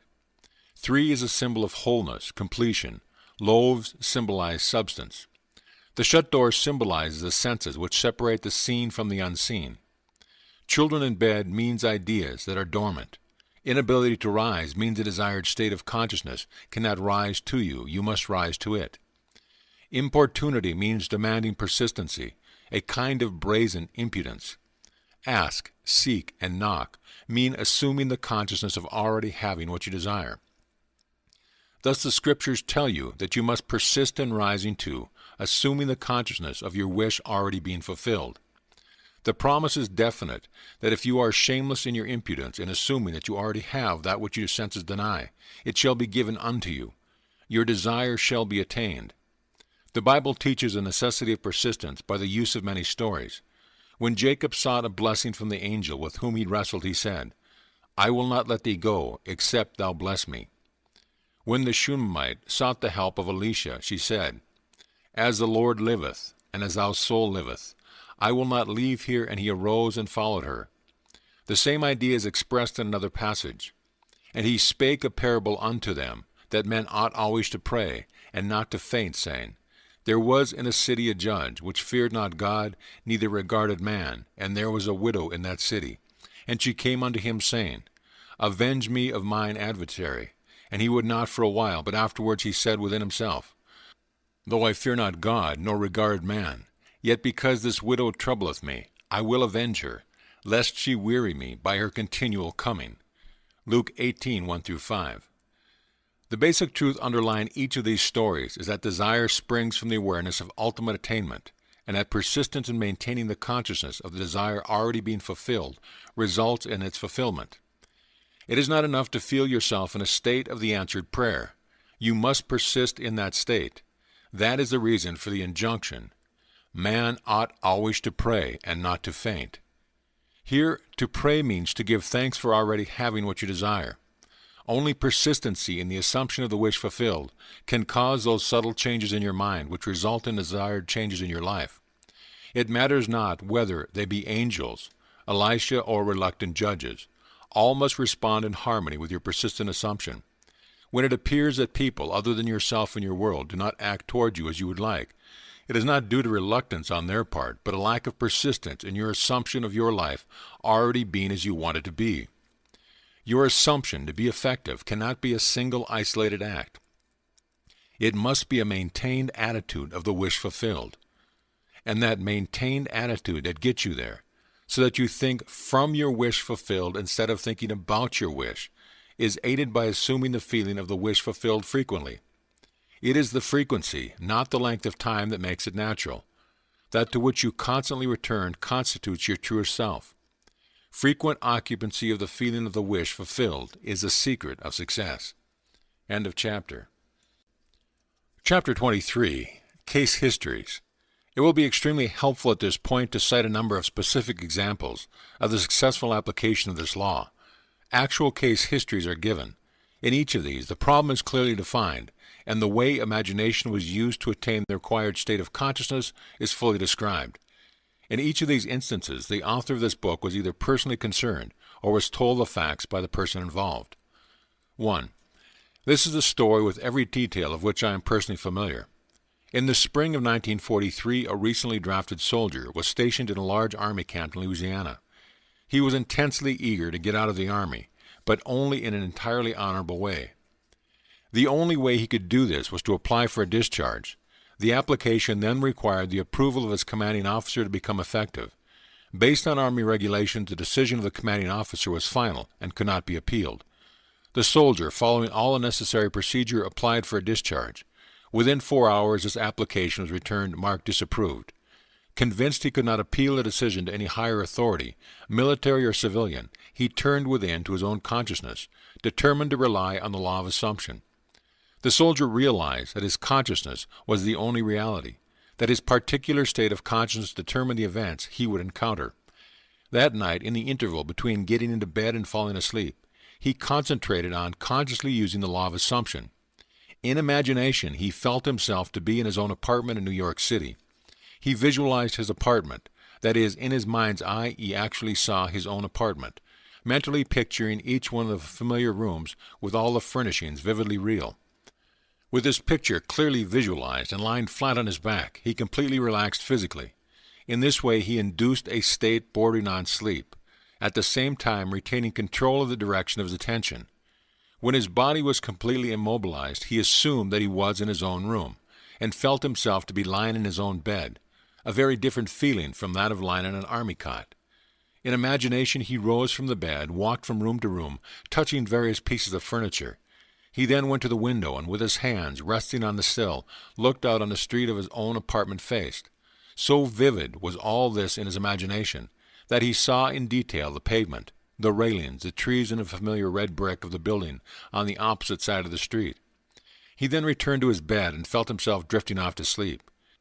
He knew that it was most important in the successful use of this law that at the actual point of falling asleep his consciousness be filled with the assumption that he was already what he wanted to be. All that he did in imagination was based on the assumption that he was no longer in the army. Night after night the soldier enacted this drama. Night after night in imagination he felt himself honorably discharged, back in his home, seeing all the familiar surroundings, and falling asleep in his own bed. This continued for 8 nights. For 8 nights, his objective experience continued to be directly opposite to his subjective experience and consciousness each night. Before going to sleep, on the 9th day, orders came through at battalion headquarters for the soldier to fill out a new application for his discharge. Shortly after this was done, he was ordered to report to the colonel's office. During the discussion, the colonel asked him if he was still desirous of getting out of the army. Upon receiving an affirmative reply, the colonel said that he personally disagreed, and while he had strong objections to approving the discharge, he had decided to overlook these objections and to approve it. Within a few hours, the application was approved, and the soldier, now a civilian, was on a train bound for home. 2. This is a striking story of an extremely successful businessman demonstrating the power of imagination and the law of assumption. I know this family intimately, and all the details were told to me by the son described herein. The story begins when he was 20 years old. He was next to the oldest in a large family of 9 brothers and 1 sister. The father was one of the partners in a small merchandising business. In his 18th year, the brother referred to it in this story left the country in which they lived and traveled 2,000 miles to enter college and complete his education. Shortly after his first year in college, he was called home because of a tragic event in connection with his father's business. Through the machinations of his associate, the father was not only forced out of business, but was the object of false accusation, impugning his character and integrity. At the same time, he was deprived of his rightful share in the equity of the business. The result was he found himself largely discredited and almost penniless. It was under these circumstances that his son was called home from college. He returned, his heart filled with one great resolution. He was determined that he would become outstandingly successful in business. The first thing he and his father did was use a little money they had to start their own business. They rented a small store on a side street not far from the large business, of which the father had been one of the principal owners. There they started a business bent upon real service to the community. It was shortly thereafter that the son, with instinctive awareness that it was bound to work, deliberately used imagination to attain an almost fantastic objective. Every day on the way to and from work, he passed the building of his father's former business, the biggest business of its kind in the country. It was one of the largest buildings, with the most prominent location in the heart of the city. On the outside of the building was a huge sign in which the name of the firm was painted in large, bold letters. Day after day as he passed it, a great dream took shape in his son's mind. He thought of how wonderful it would be if it was his family that had this great building, his family that owned and operated this great business. One day he stood gazing at the building. In his imagination, he saw a completely different name on the huge sign across the entrance. Now the large letters spelled out his family name. In these case histories, actual names are not used. For the sake of clarity in the story, we'll use a hypothetical name and assume that the son's family name was Loddard. Where the sign read F.N. Moth & Company, in imagination he actually saw the name, letter by letter, J.N. Loddard & Sons. He remained looking at the sign with his eyes wide open, imagining that it read J.N. Loddard & Sons. Twice a week after week, month after month for 2 years, he saw his family name over the front of the building. He was convinced that if he felt strong enough that a thing was true, it was bound to be the case. And by seeing in imagination his family name on the sign, which implied that they owned the business. He became convinced that one day they would own it. During this period, he told only one person what he was doing. He confided in his mother, who with loving concern tried to discourage him in order to protect him from what might be a great disappointment. Despite this, he persisted day after day. 2 years later, the large company failed, and the coveted building was up for sale. On the day of the sale, he seemed no nearer ownership than he had been 2 years before, when he began to apply the law of assumption. During this period, they had worked hard, and their customers had implicit confidence in them. However, they had not earned anything like the amount of money required for the purchase of the property, nor did they have any source from which they could borrow the necessary capital. Making even more remote their chances of getting it was the fact that this was regarded as the most desirable property in the city, and a number of wealthy business people were prepared to buy it.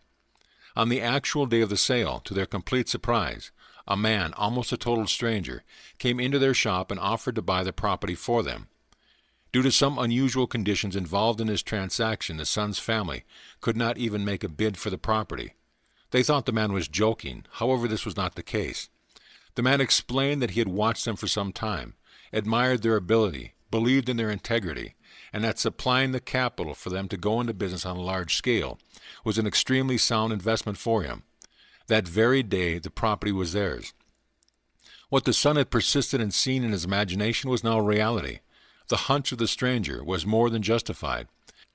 Today, this family owns not only that particular business referred to, but owns many of the largest industries in the country in which they live. The son, seeing his family name over the entrance of this great building, long before it was actually there, was using exactly the technique that produces results. By assuming the feeling that he already had what he desired, by making this a vivid reality in his imagination, by determined persistence, regardless of appearance or circumstances, he inevitably caused his dream to become a reality. 3. This is a story of a very unexpected result of an interview with a lady who came to consult me. One afternoon, a young grandmother, a businesswoman in New York, came to see me. She brought along her 9-year-old grandson, who was visiting her from his home in Pennsylvania. In response to her questions, I explained the law of assumption, describing in detail the procedure to be followed in attaining an objective. The boy sat quietly, apparently absorbed in a small toy truck, while I explained to the grandmother the method of assuming the state of consciousness that would be hers were her desire already fulfilled. I told her the story of a soldier in camp who each night fell asleep, imagining himself to be in his own bed in his own home. When the boy and his grandmother were leaving, he looked up at me with great excitement and said, "I know what I want, and now I know how to get it." Surprised, I asked him what it was he wanted. He told me he had his heart set on a puppy. To this the grandmother vigorously protested, telling the boy that it had been made clear repeatedly that he could not have a dog under any circumstances, that his father and mother would not allow it, that the boy was too young to care for it properly, and furthermore, the father had a deep dislike for dogs. He actually hated to have one around. All these were arguments the boy, passionately desirous to having a dog, refused to understand. "Now I know what to do," he said. "Every night, just as I am going off to sleep, I am going to pretend that I have a dog, and we are going for a walk." "No," said the grandmother, "this is not what Mr. Neville means. This was not meant for you. You cannot have a dog." Approximately 6 weeks later, the grandmother had told me what was to her an astonishing story. The boy's desire to own a dog was so intense that he absorbed all that I had told his grandmother of how to attain one's desire, and he believed implicitly that at last he knew how to get a dog. Putting this belief into practice, for many nights the boy imagined a dog was lying in his bed beside him. In imagination, he petted the dog, actually feeling its fur. Things like playing with a dog and taking it for a walk filled his mind. Within a few weeks it happened. A newspaper in the city in which the boy lived organized a special program in connection with Kindness to Animal Week. All school children were requested to write an essay on why I would like to own a dog. After entries from all the schools were submitted and judged, the winner of the contest was announced. The very same boy who weeks before in my apartment in New York had told me, "Now I know how to get a dog," was the winner.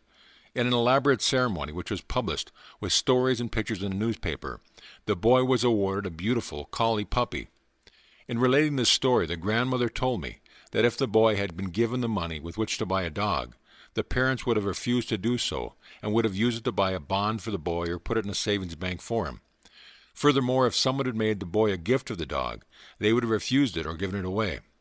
But the dramatic manner in which the boy got the dog, the way he won the citywide contest, the stories and pictures in the newspaper, the pride of achievement and the joy of the boy himself all combined to bring about a change of heart in the parents, and they found themselves doing that which they never conceived possible. They allowed him to keep the dog. All this the grandmother explained to me, and she concluded by saying that there was one particular kind of dog on which the boy had set his heart. It was a collie. 4. This was told by the aunt in the story of the entire audience at the conclusion of one of my lectures. During the question period following my lecture on the law of assumption, a lady who had attended many lectures and had had personal consultation with me on a number of occasions rose and asked permission to tell a story illustrating how she had successfully used the law. She said that upon returning home from the lecture the week before, she had found her niece distressed and terribly upset. The husband of the niece, who was an officer in the Army Air Force stationed in Atlantic City, had just been ordered along with the rest of his unit to active duty in Europe. She tearfully told her aunt that the reason she was upset was that she had been hoping for her husband would be assigned to Florida as an instructor.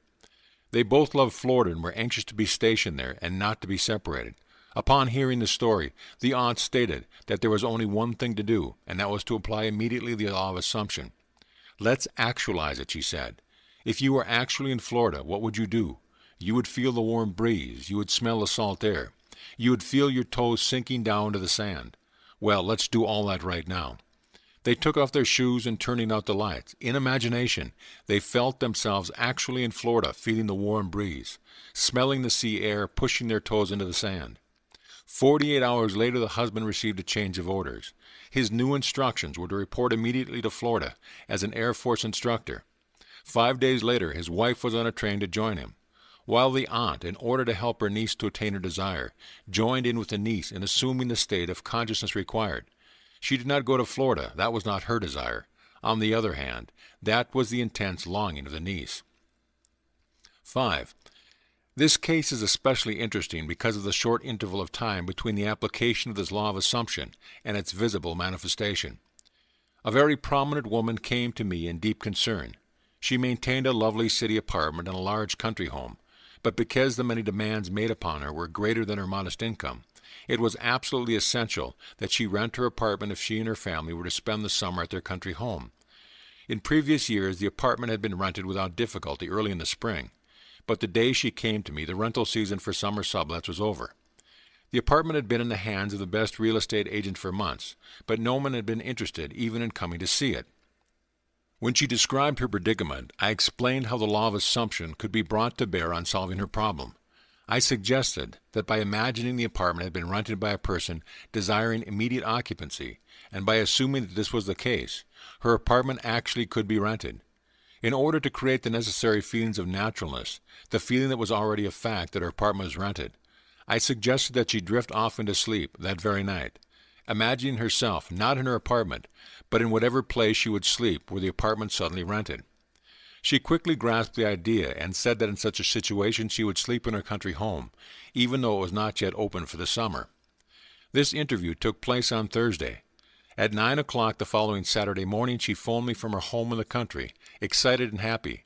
She told me that on Thursday night she had fallen asleep actually imagining and feeling that she was sleeping in her other bed in her country home, many miles away from the city apartment she was occupying. On Friday, the very next day, a highly desirable tenant, one who met all her requirements as a responsible person, not only rented the apartment, but rented it on the condition that he could move in that very day. 6. Only the most complete and intense use of the law of assumption could have produced such results in this extreme situation. 4 years ago, a friend of our family asked that I talk with his 28-year-old son, who was not expected to live. He was suffering from a rare heart disease. This disease resulted in the disintegration of the organ. Long and costly medical care had been of no avail. Doctors held out no hope for recovery. For a long time, the son had almost been confined to bed. His body had shrunk to almost a skeleton, and he could talk and breathe only with great difficulty. His wife and 2 small children were home when I called, and his wife was present throughout our discussion. I started by telling him that there was only one solution to any problem, and that solution was a change of attitude. Since talking exhausted him, I asked him to nod in agreement if he understood clearly what I said. This he agreed to do. I described the facts underlying the law of consciousness, in fact that consciousness was the only reality. I told him that the way to change any condition was to change his state of consciousness concerning it. As a specific aid in helping him to assume the feeling of already being well, I suggested that, in imagination, he see the doctor's face expressing incredulous amazement in finding him recovered, contrary to all reason from the last stages of an incurable disease, that he sees himself double-checking in his examination and hear him saying over and over again, "It's a miracle, it's a miracle." He not only understood all this clearly, but he believed it implicitly. He promised that he would faithfully follow this procedure. His wife, too, who had been listening intensely, assured me that she, too, would diligently use the law of assumption, and her imagination in the same way as her husband. The following day I sailed for New York, all this taking several place during a winter vacation in the tropics. Several months later I received a letter saying the son had made a miraculous recovery. On my next visit I met him in person. He was in perfect health, actively engaged in business, and thoroughly enjoying the many social activities of his friends and family. He told me from the day that I left he never had any doubt that it would work. He described how he had faithfully followed the suggestion I had made to him and day after day had lived completely in the assumption of already being well and strong. Now, 4 years after his recovery, he is convinced that the only reason he is here today is due to a successful use of the law of assumption. 7. This story illustrates the successful use of the law by a New York business executive. In the fall of 1950, an executive of one of New York's prominent banks discussed with me a serious problem with which he was confronted. He told me that the outlook for his personal progress and advancement was very dim. Having reached middle age and feeling that a marked improvement in position and income was justified, he had talked it out with his superiors. They frankly told him that any major improvement was impossible, and adamant that if he was dissatisfied he could seek another job. This, of course, only increased his uneasiness. In our talk he explained that he had no great desire for really big money, but that he had to have a substantial income in order to maintain his home comfortably and to provide for the education of his children in good preparatory schools and colleges. This he found impossible on his present income. The refusal of the bank to assure him of any advancement in the near future resulted in a feeling of discontent and an intense desire to secure a better position with considerably more money. He confided in me that the kind of job he would like better than anything in the world was one in which he managed the investment funds of large institutions, such as a foundation or great university. In explaining the law of assumption, I stated that his present situation was only a manifestation of his concept of himself, and declared that if he wanted to change the circumstances in which he found himself, he could do so by changing his concept of himself.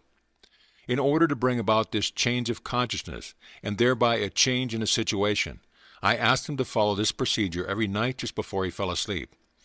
In imagination, he was to feel he was retiring at the end of one of the most important and successful days of his life. He was to imagine that he had actually closed a deal that very day to join the kind of organization he yearned to be with, and exactly the capacity he wanted. I suggested to him that if he succeeded in completely filling his mind with this feeling, he would experience a definite sense of relief. In this mood, his uneasiness and discontent would be a thing of the past. He would feel the contentment that comes with fulfillment of desire. I wound up by assuring him that if he did this faithfully, he would inevitably get the kind of position he wanted. This was the first week of December. Night after night, without exception, he followed this procedure. Early in February, a director of one of the wealthiest foundations in the world asked this executive if he would be interested in joining the foundation in an executive capacity handling investment. After some brief discussion, he accepted. Today, at a substantially higher income and with the assurance of steady progress, this man is in a position far exceeding all that he hoped for. 8. The man and wife in this story have attended my lectures for a number of years. It is an interesting illustration of the conscious use of this law by two people concentrated on the same objective at one time. This man and wife were an exceptionally devoted couple. Their life was completely happy and entirely free from any problems or frustrations.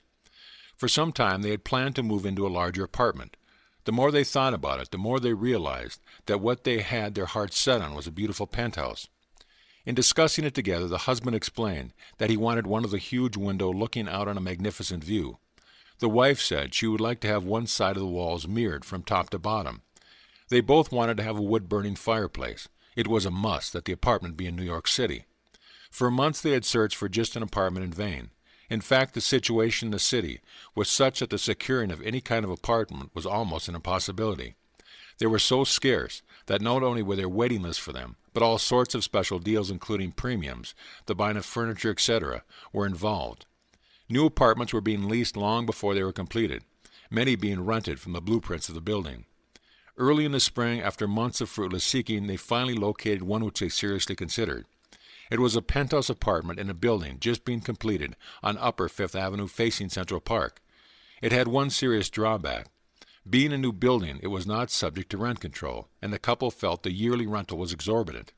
In fact, it was several $1,000s a year more than they had considered paying. During the spring months of March and April, they continued looking at various penthouses throughout the city, but they always came back to this one.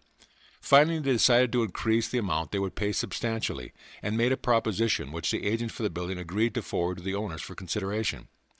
It was at this point, without discussing it with each other, each determined to apply the law of assumption. It was not until later that each learned what the other had done. Night after night, they both fell asleep in imagination in the apartment they were considering. The husband, lying with his eyes closed, would imagine this bedroom windows were overlooking the park. He would imagine going to the window the first thing in the morning and enjoying the view. He felt himself sitting on the terrace overlooking the park, having cocktails with his wife and friends, all thoroughly enjoying it. He filled his mind with actually feeling himself in the penthouse and on the terrace. During all this time, unknown to him, his wife was doing the same thing. Several weeks went by without any decision on the part of the owners, but they continued to imagine as they fell asleep each night that they were actually sleeping in the penthouse. One day, to their complete surprise, one of the employees in the apartment building in which they lived told them that the penthouse there was vacant. They were astonished because theirs was one of the most desirable buildings in the city, with a perfect location right on Central Park. They knew there was a long waiting list of people trying to get an apartment in that building. The fact that a penthouse had unexpectedly become available was kept quiet by the management because they were not in a position to consider any applicants for it. Upon learning that it was vacant, this couple immediately made a request that it be rented to them, only to be told that this was impossible. The fact was that not only were there several people on the waiting list for the penthouse in the building, but it was actually promised to one family. Despite this, the couple had a series of meetings with the management, at the conclusion of which the apartment was theirs. The building being subject to rent control, their rental was just about what they planned to pay when they first started looking for a penthouse. The location, the apartment itself, and the large terrace surrounding it on the south, west, and north was beyond all their expectations.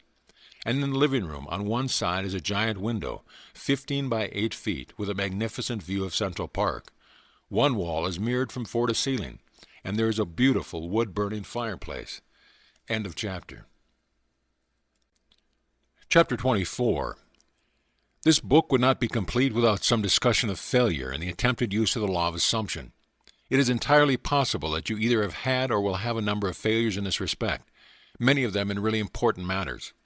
If having read this book, having a thorough knowledge of the application and working of the law of assumption, you faithfully apply an effort to attain some intense desire and fail, what is the reason? If to the question, did you persist enough, you can answer yes, and still the attainment of your desire was not realized, what is the reason then for the failure? The answer to this is the most important factor in the successful use of the law of assumption. The time it takes your assumption to become fact, your desire to be fulfilled, is directly proportionate to the naturalness of your feeling of already being what you want to be, of already having what you desire. The fact that it does not feel natural to you to be what you imagine yourself to be is the secret of your failure. Regardless of your desire, regardless of how faithfully and intelligently you follow the law, if you do not feel natural about what you want to be, you will not be it. If it does not feel natural for you to get a better job, you will not get a better job. The whole principle is vividly expressed by the Bible phrase, "You die in your sins." You do not transcend from your present level to the state desired. How can this feeling of naturalness be achieved? The secret lies in one word, imagination. For example, this is a very simple illustration. Assume that you are securely chained to a very large, heavy iron bench. You could not possibly run. In fact, you could not even walk. In these circumstances, it could not be natural for you to run. You could not even feel that it was natural for you to run, but you could easily imagine yourself running. In that instant, while you are conscious of being filled with your imagined running, you have forgotten that you are bound. In imagination, your running was completely natural. The essential feeling of naturalness can be achieved by persistently filling your consciousness with imagination, imagining yourself being what you want to be or having what you desire. Progress can spring only from your imagination, from your desire to transcend your present level. What you truly and literally must feel is that with your imagination all things are possible. You must realize that changes are not caused by caprice, but by a change of consciousness. You may fail to achieve or sustain the particular state of consciousness necessary to produce the effect you desire. But once you know what consciousness is the only reality and is the sole creator of your particular world, and have burnt this truth into your whole being, then you know what success or failure is entirely in your own hands. Whether or not you are disciplined enough to sustain the required state of consciousness in specific instances has no bearing on the truth of the law itself, that an assumption, if persisted in, will harden into fact. The certainty of the truth of this law must remain despite great disappointment and tragedy, even when you see the light of life go out, and all the world go on as though it were still day. You must not believe that because your assumption failed to materialize, the truth that assumptions do materialize is a lie. If your assumptions are not fulfilled, it is because of some error or weakness in your consciousness. However, these errors and weaknesses can be overcome. Therefore, press on to the attainment of ever higher levels of feeling that you already are in the person you want to be. And remember that the time it takes your assumption to become reality is proportionate to the naturalness of being it. Man surrounds himself with the true image of himself. Every spirit builds itself a house, and beyond its house a world, and beyond its world a heaven. Know then that the world exists for you.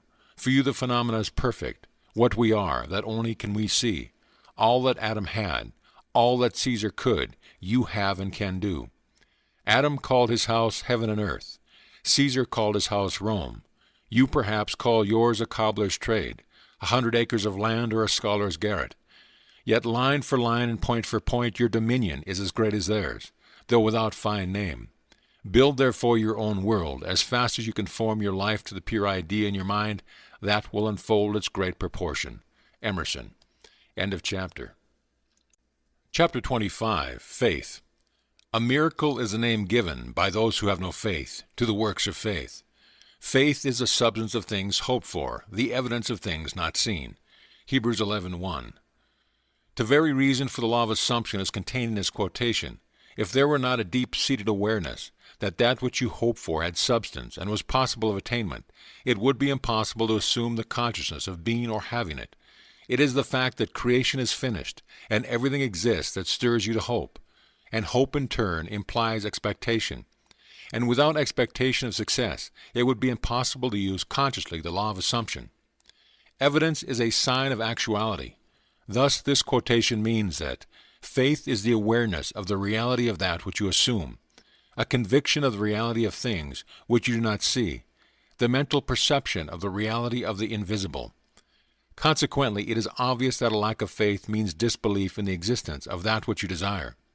Inasmuch as that which you experience is the faithful reproduction of your state of consciousness, lack of faith will mean perpetual failure in any conscious use of the law of assumption. In all the ages of history, faith has played a major role. It permeates all the great religions of the world. It is woven all through mythology, and yet today it is almost universally misunderstood. Contrary to popular opinion, the efficacy of faith is not due to the work of an outside agency. It is from first to last an activity of your own consciousness. The Bible is full of many statements about faith, of the true meaning of which few are aware. Here are some typical examples. Unto us was the gospel preached, as well as unto them. But the word preached did not profit them, not being mixed with faith in them that heard it. Hebrew 4:2. In this quotation, the us and them make clear that all of us hear the gospel. Gospel means good news. Very obviously, good news for you would be that you had attained your desire. This is always being preached to you by your infinite self. To hear that which you desire does exist, and you need only to accept it into consciousness as good news. Not mixing with faith means to deny the reality of that which you desire. Hence there is no profit or attainment possible. O faithless and perverse generation, how long shall I be with you? Matthew 17:17. The meaning of faithless has been made clear. Perverse means turn the wrong way. In other words, the consciousness of not being what you want to be. To be faithless, that is to disbelieve in the reality of that which you assume, is to be perverse. How long shall I be with you means that the fulfillment of your desire is predicated upon your change to the right state of consciousness. It is just as though that which you desire is telling you that it will not be yours until you turn from being faithless and perverse to righteousness. As already stated, righteousness is the consciousness of already being what you want to be. By faith he forsook Egypt, not fearing the wrath of the king, for he endured, as seeing him who is invisible. Hebrew 11:27. Egypt means darkness, belief in many gods or causes. The king symbolizes the power of outside conditions or circumstances. He is your concept of yourself as already being what you want to be. Enduring, as seeing him who is invisible, means persisting in the assumption that your desire is already fulfilled. Thus this quotation means that by persisting in the assumption that you already are the person you want to be, you rise above all doubt, fear, and belief in the power of outside conditions or circumstances, and your world inevitably conforms to your assumptions. The dictionary definitions of faith: the assent of the mind or understanding to the truth, unwavering adherence to principle, are so pertinent that they might be well have been written with the law of assumption in mind. Faith does not question. Faith knows. End of chapter. Chapter 26, Destiny. Your destiny is that which you must inevitably experience. Really is an infinite number of individual destinies, each of which, when attained, is the starting place for a new destiny. Since life is infinite, the concept of an ultimate destiny is inconceivable. When we understand that consciousness is the only reality, we know that it is the only creator. This means that your consciousness is the creator of your destiny. The fact is, you are creating your destiny every moment, whether you know it or not. Much that is good and even wonderful has come into your life without your having an inkling that you were the creator of it. However, the understanding of the causes of your experience and the knowledge that you are the sole creator of the contents of your life, both good and bad, not only make you a much keener observer of all phenomena, but through the awareness of the power of your own consciousness, intensify your appreciation of the richness and grandeur of life. Regardless of occasional experiences of the contrary, it is your destiny to rise to higher and higher states of consciousness and to bring into manifestation more and more of creation's infinite wonders. Actually, you are destined to reach the point where you realize that through your own desire you can consciously create your successive destinies. The study of this book, with its detailed exposition of consciousness and the operation of the law of assumption, is the master key to the conscious attainment of your highest destiny. This very day, start your new life. Approach every experience in a new frame of mind, with a new state of consciousness. Assume the noblest and the best for yourself in every respect, and continue therein. Make believe great wonders are possible. End of chapter. Chapter 27, Reverence. Never wouldst thou have made anything if thou hadst not loved it. Wisdom 11:24. In all creation, in all eternity, in all the realms of your infinite being, the most wonderful fact is that which is stressed in the first chapter of this book. You are God. You are the I am that I am. You are consciousness. You are the Creator. This is the mystery. This is the great secret known by the seers, prophets, and mystics throughout the ages. This is the truth that you can never know intellectually. Who is this you? That it is you, John Jones or Mary Smith, is absurd. It is the consciousness which knows that you are John Jones or Mary Smith. It is your greater self, your deeper self, your infinite being. Call it what you will, the important thing is that it is within you. It is you. It is your world. It is this fact that underlies the immutable law of assumption. It is upon this fact that your very existence is built. It is this fact that is the foundation of every chapter of this book. No, you cannot know this intellectually. You cannot debate it. You cannot substantiate it. You can only feel it. You can only be aware of it. Becoming aware of it, one great emotion permeates your being. You live with a perpetual feeling of reverence. The knowledge that your Creator is the very self of yourself, and never would have made you had He not loved you, must fill your heart with devotion, yes, with adoration. One knowing glimpse of the world about you at a single instant of time is sufficient to fill you with profound awe and a feeling of worship. It is when your feeling of reverence is most intense that you are closest to God. And when you are closest to God, your life is richest. Our deepest feelings are precisely those we are least able to express, and even in the act of adoration, silence is our highest praise. End of chapter. End of book.